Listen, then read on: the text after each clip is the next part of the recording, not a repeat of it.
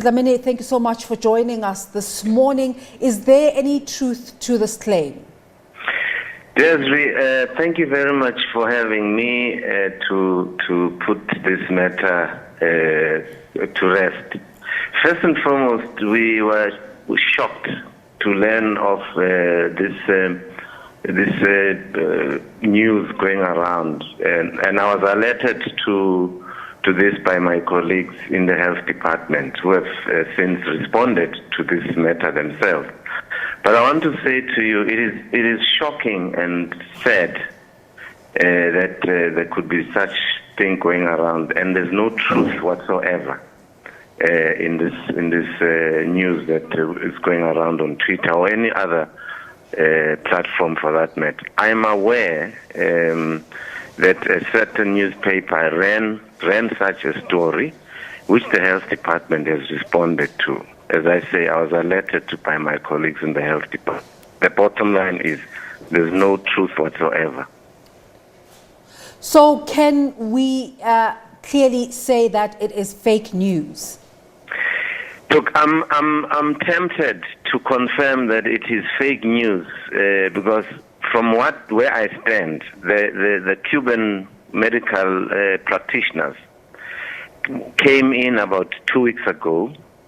They were quarantined as per the South Africa's health protocol. They were quarantined. Medical doctors, nurses, and other practitioners were quarantined, and they're still on quarantine right now, as per the protocol of the health department and South Africa's regulations that anybody who comes from outside must be quarantined.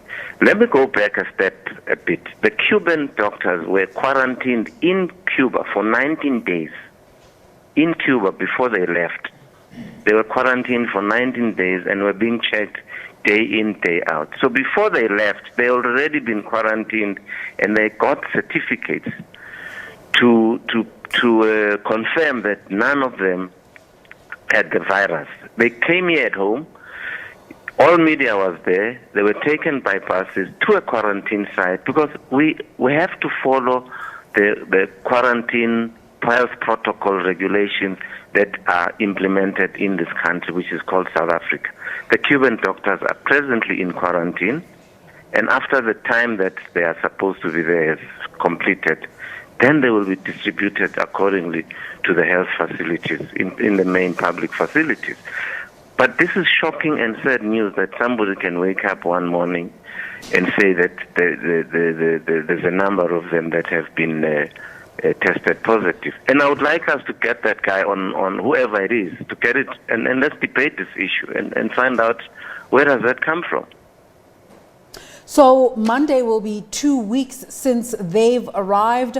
Are you able to tell us how the quarantining process is coming along, parallel along their preparation process to release them to the South African public?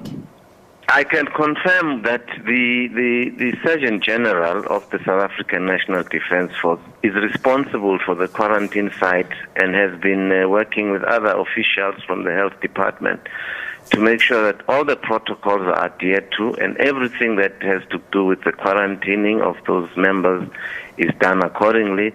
The report that I have is that everything is in place, and there hasn't been any challenges whatsoever.